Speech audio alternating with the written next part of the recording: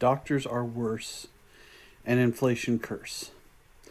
I am, as always, your host, Christopher Paul Dugdale, MEDMA. We are Duncanville High School in these United States. And today is December 2nd, 2020. And on this date in history, 19 years ago today, my son Zach was born. It was the second night in a row we went to the hospital.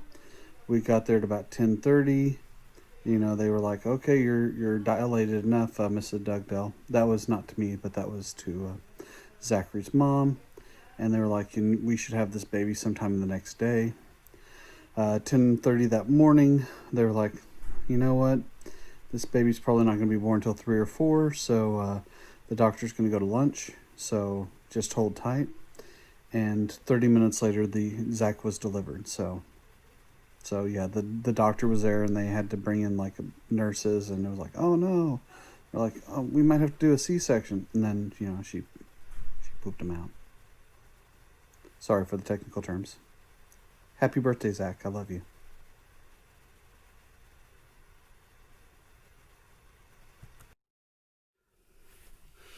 So, people, things just got real. The Civil War has started. Now, first we have to look and see what caused the Civil War. And first off is going to be states' rights, okay? This has to do with control over laws that affect the people in the state. And as much as we want to put everything on slavery, tariffs have a lot to do with it as well. Nothing is done to protect Southern agriculture, and everything is done to protect Northern business. The North benefits from that. They build infrastructure in the North, but not in the South. Okay? And that's going to cause further divisions between the North and the South. Okay? So, slavery, of course, is a major issue here. But remember, 1 out of 4 people in the South own slaves. So, getting the other 75% on board so that you can fight a war is going to take more than just, the promise of potential slavery in the future. And, well, anyway, so the spread of slavery, the control of slavery, and the economic control of slavery. Number 3 is the election of Lincoln without him being on a Southern ballot, or getting a Southern electoral vote and winning. It marginalized the South to the point where they felt like their votes didn't matter. Number 4 is Uncle Tom's Cabin. This book was so influential that it really is one of the major causes of the Civil War, because it cemented people on one side of the fence or the other. It was one of those things where it was really hard for you to have zero opinion on slavery at that point. Now, let's look at Northern advantages. And to be honest, by the time I'm done with this, you're going to wonder how the Civil War lasted more than a week or two. Okay, on the left-hand side, okay, you have the total population in the North. Basically, 5 out of every 7 people lived in the North. You had 22 million people in the North, and you had about 9 million in the South, okay?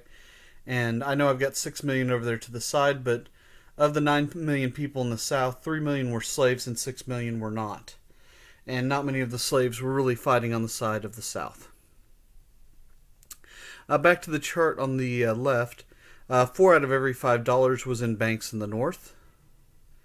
And for every $11 of goods made in the North and the South, out of every $11, $10 went to the North and $1 went to the South. As far as workers, you've got 1.3 million in the North and only 110,000 to the South. And these are people working in factories. Okay? As far as factories, 6 out of every 7 factories was in the North. Another major advantage to the North. Railroad tracks, okay? 72% of the railroad tracks, so 5 out of every 7 miles of railroad tracks is in the North. And it's actually much more than that when you consider that the Northern Territory is about half of what the Southern Territory is. So while it says it's 5 out of 7, it might as well have been, like 10 out of 12 instead. Just they had that much more track than the South did. Okay? Now, you would think with everyone farming in the South that they'd produce the majority of the food, but you'd be wrong. 5 out of every 7 foods was made in the North. A lot of that was grown in the Ohio River Valley in upstate New York. So you have all these farms that are producing food there. And in the South, they're making a lot of cotton, which they couldn't eat. Now, as far as advantages, though, that's the one where there is domination going on. Okay? So, 99.9% of the cotton was made in the South. Now, how that helps you in a war, unless everyone in the North is naked, then it doesn't really help.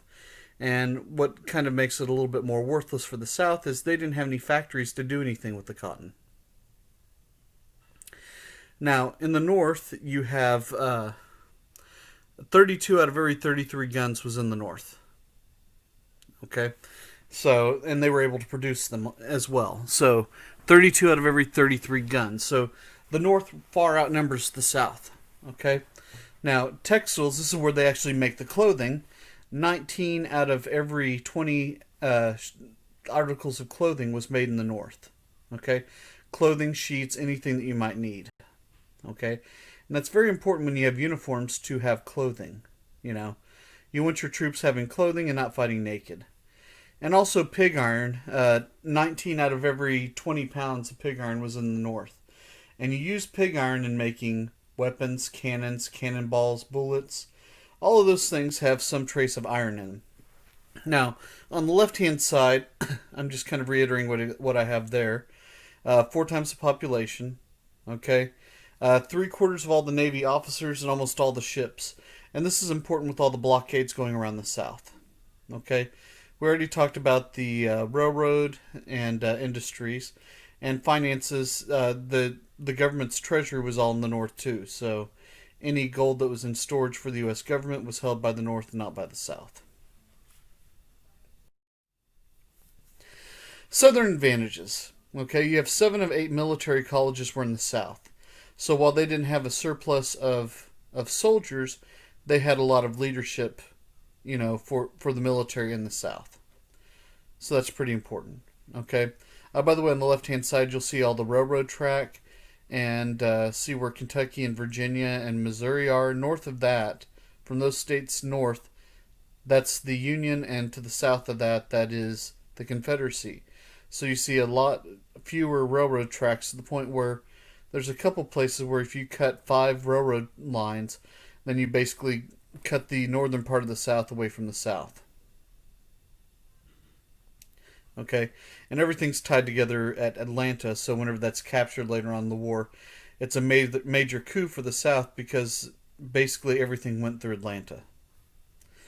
Okay, born and bred to fight. The people in the South had used guns and horses from boyhood. And, you know, by the time they were 10 or 12, they had already, been firing guns, hunting. My cousin, whenever he was 8 years old, he killed a 200-pound buck with a bow and arrow. Okay? I mean, it's a compound bow, but still, he did that as an 8-year-old. So that's something about your southern boys. Okay? The South was also fighting for independence, and most importantly, the South did not have to win the war to get their independence. All they had to do was not lose it, because there's only a certain amount of time that someone's willing to fight. And if you look at the map or the chart at the bottom, you'll see that throughout the war, that the South was outnumbered about 2.5 to 1 at the least, and by the end of the war, 4 to 1 they were outnumbered. You know, so things were not in their favor. So then you have a couple different groups coming out politically. You have what are called the War Democrats. And these are Democrats who were in favor of the Civil War, and they wanted to bring the Union back without slavery. Okay? So essentially, by the time the war is over, a lot of these people will convert to the Republican Party. But you also had a group of peace Democrats who thought that Lincoln had gone too far, and that they're also called Copperheads, and they're against the war in general. Now, if you look up the top left-hand side, you'll see Lady Liberty and crying over the graves of the Civil War, and the North and South shaking hands. Okay? Uh, at the bottom, we talk about the 5 civilized tribes, and this is the Cherokee, the Choctaw, the Creek, the Chickasaw, and the Seminole. And these are Native American tribes who supported the Confederacy because they did own slaves.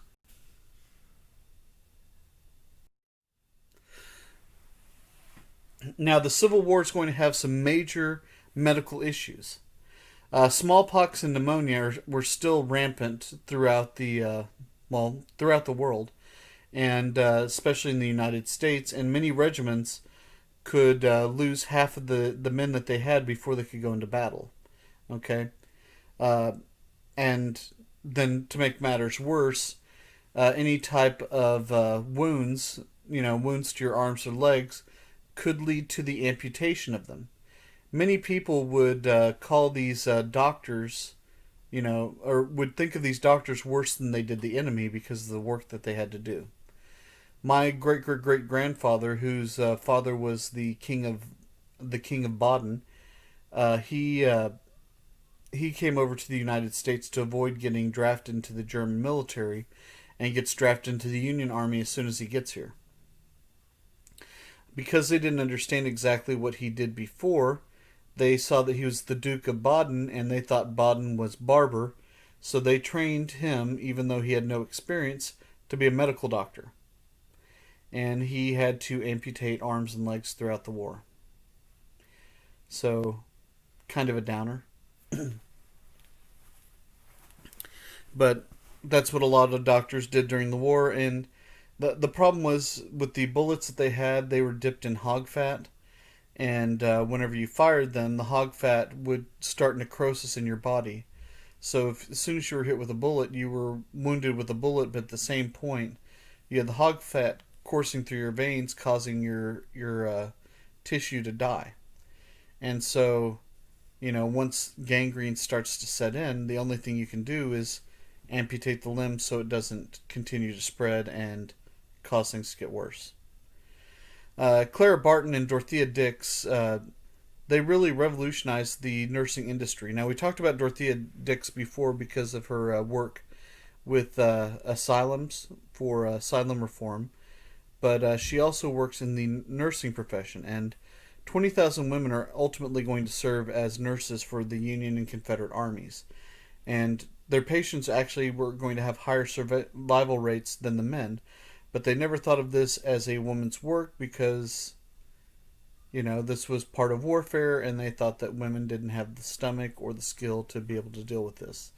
Yet they did have the skill to work with children and deliver children. So, I don't personally understand this argument, but in the beginning, out of necessity, they brought in women, and whenever they first became nurses, their main job was to do laundry and also write letters for soldiers that were injured.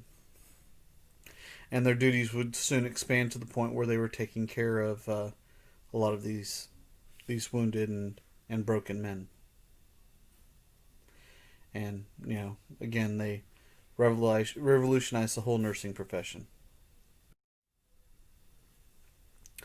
Now, Confederate women, okay, they are in a much different role because a Southern belle was never expected to do anything other than birth children and, that was, and raise children, okay? So that was basically the majority of what a Confederate woman was going to be able to do. They were considered to be inferior because of their intellect. They had smaller heads, so obviously they're just not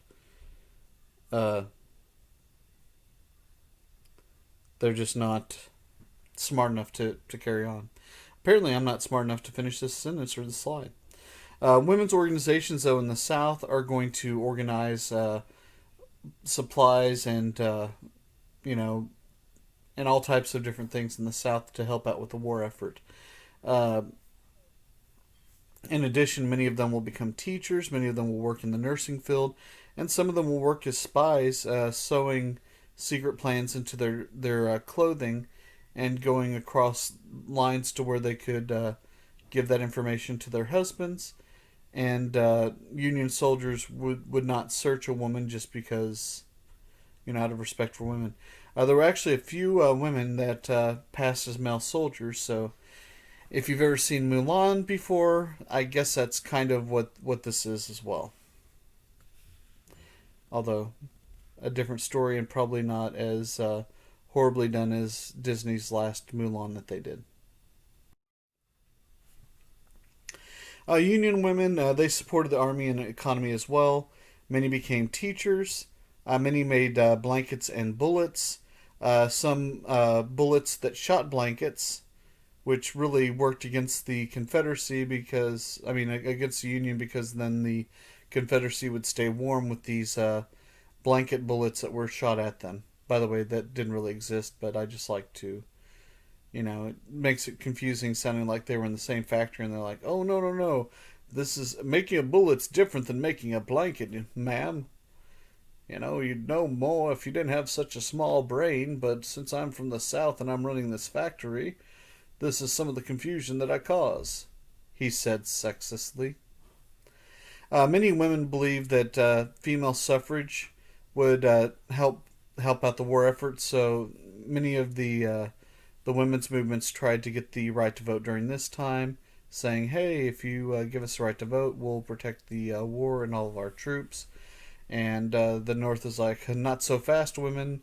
We are sexist, and we know what you're up to. You just want to be able to vote, and, this will cause problems later, and, something, sexism.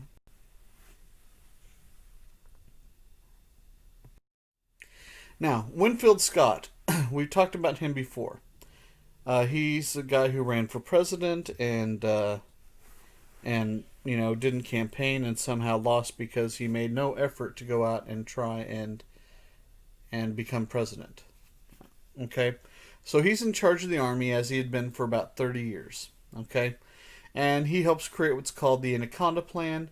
This is putting a blockade around Confederate ports and controlling the Mississippi River. This would essentially cut the South in half and make it very financially difficult for them to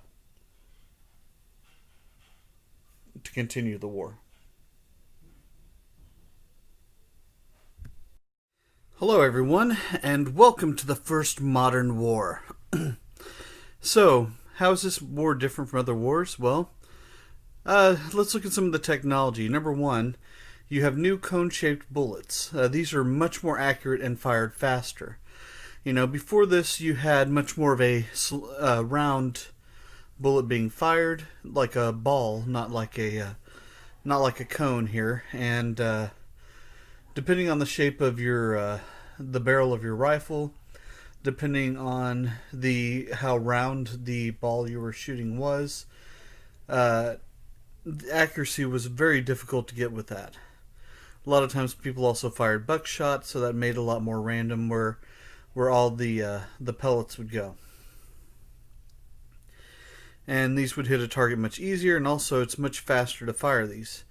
You could normally get off somewhere between 2 and 3 shots, well, about 2 shots a minute. Just go 2 shots a minute. Now, trench warfare. So the trenches are what the soldiers are going to use for protection, okay? And the only way to take the other line was to charge across and do that. And see, most of these lines were about 200 to 300 yards away from each other. So what you would do is you would fire your shot, or you'd wait till the other side fires. So you get them all to fire a shot, and as soon as they fire their shot, then you start rushing the other side. And it's said that if you're brave enough, that you could make it through to the other side and take them. So you'd be running across across no man's land, the area between the 2 trenches, and you'd be screaming, I'm gonna kill you, okay? And most people can run about 200 yards in somewhere around 30 to 35 seconds. So by the time you're right on them, you would have your gun ready to fire, your bayonet fixed on top, and not only that, they would be about to fire themselves, and it would be enough for you to be able to take their other side. But this really causes a lot of people's deaths because, well, it's not really what you want. Okay, so there was a war of attrition that was done by killing as many soldiers as possible and destroying resources. So the whole idea here wasn't necessarily to win, but just to make the price so exorbitant to take land or do anything that the other side wouldn't want to fight. And the South was dug in, ready to do whatever they had to win the war. So the Confederacy printed their own money. And much like during the American Revolution, except in this case, the North made counterfeit money, and this caused a massive problem with inflation, to the point where where the North just didn't make they made about 100 times the amount of money that the Confederates had. So it made it so every dollar was really completely void of value. Now, while they're ruining the Southern economy, the North, on the other hand, is creating the National Banking Act, and this creates a new paper currency for the first time since 1836, and these are called greenbacks. And this is a type of currency that we still have today. It is black on the front and green on the back. If you have a bill in your hand right now, or if you have a bill on your body, if you'll pick it up and you'll look at the front side, the majority of it is black. And once you turn it over, it's green. This will happen whether you're holding, a Washington, a Jefferson, a Lincoln, a Hamilton, or even a Benjamin. All American currency looks like that. Okay, so, and that's a currency up at the top, or actually at the bottom. I'll fix this before I actually publish this slide, so don't you worry about having to look and figure out which one.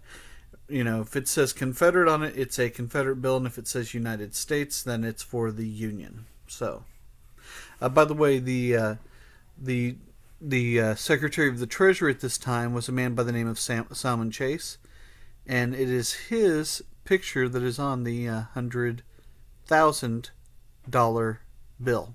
So, if you want to look up one of those, you can see that. There are not any of those in circulation, but if you want to take a look at that sexy man, he is there for you to see, Or if you have a $100,000 note in your pocket, then you can look at that right now too.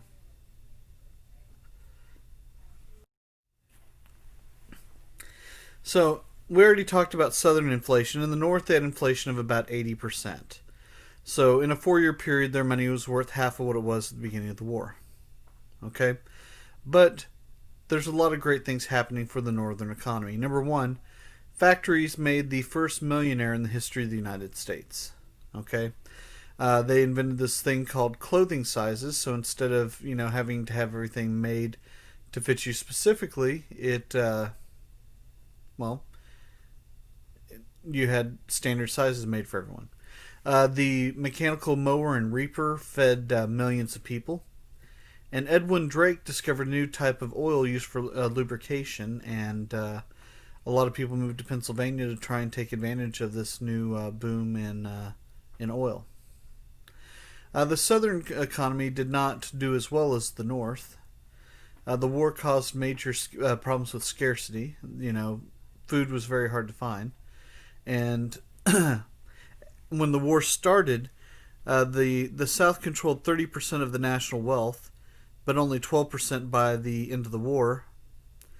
And the income was down from 67% to 40%. So the war was hitting just about all phases of the South very negatively. Conscription, this is what becomes very, very unpopular. Okay, so this is drafting people for military service.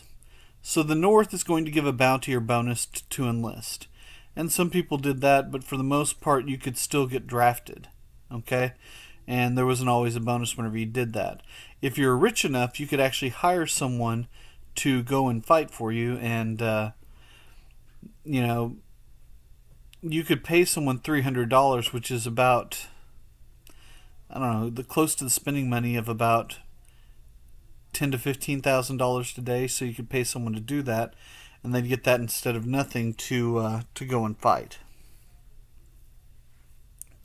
So there were major problems with riots in New York. If you look down at the picture on the bottom left-hand side, you can see where the draft riots happened over a 4-day period. There's a lot of fires being set all over Manhattan Island. Now on the bottom right-hand side, you can actually see that's my great-great-grandfather, Joseph Volz. Okay? And he was drafted. If you look down to former nationality, he was the Duke of Baden. His dad was a king, but they put down his occupation as a barber. And the card down at the bottom there is actually his naturalization card, where he becomes a U.S. citizen. And if you look above, he was a private. So, okay, just some things for my family. To yours. So this leads us to the end of yet another day. I hope everyone's doing well. You need to do something about that smell. And I hope you didn't hurt yourself when you fell. This is Doug Dell. No cocaine, no AIDS, no COVID, no cocaine. Okay? Just be good. Be good. I'll see you soon.